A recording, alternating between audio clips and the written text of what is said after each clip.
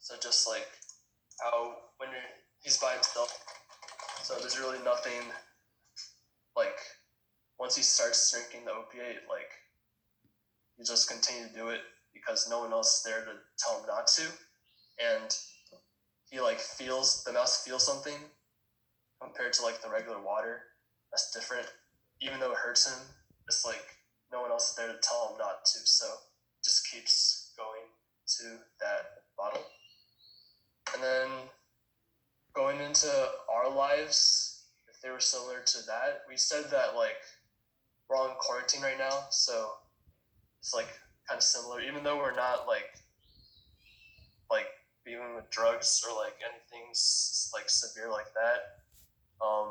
It's a lot easier to fall into temptations when we're by ourselves. That leads into the third one, where we talked about like we actually talked about like Jacob brought up like what addiction actually is, and we talked about like how it's like an urge to just like at the back of your mind, just trying to you're just thinking about doing like drugs or like video games or any other thing that if it's not in moderation it becomes bad. And we just talked about like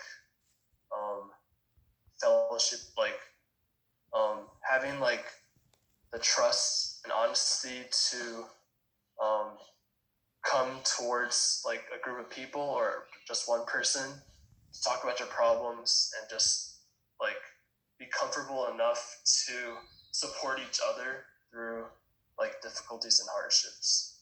So yeah.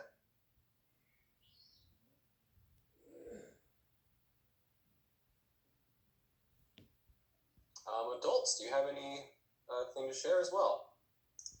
Yeah, I can share a little bit.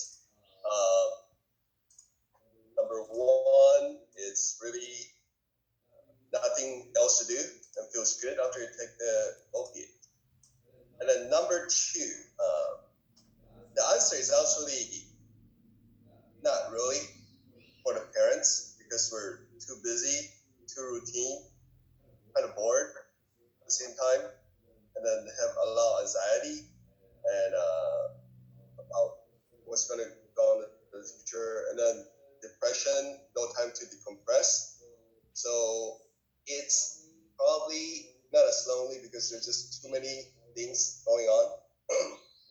And then for number three, we actually have one sister share very good that she's struggling, and then but she has a lot of good sister in Christ friends that she can rely on, and she shares some one real example, and then that she's able to talk to the sisters in Christ right away, and then ask for help, and then to express it out. So I think that's very very encouraging.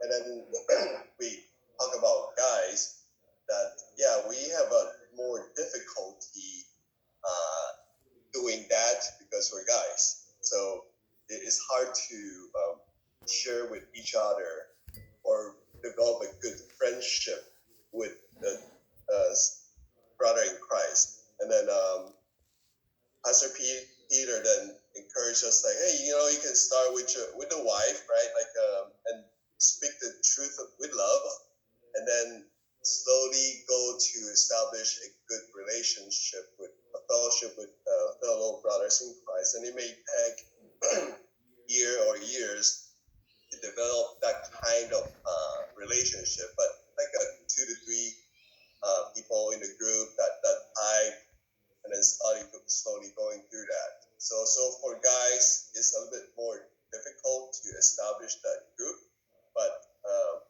we all should try sometimes. Great.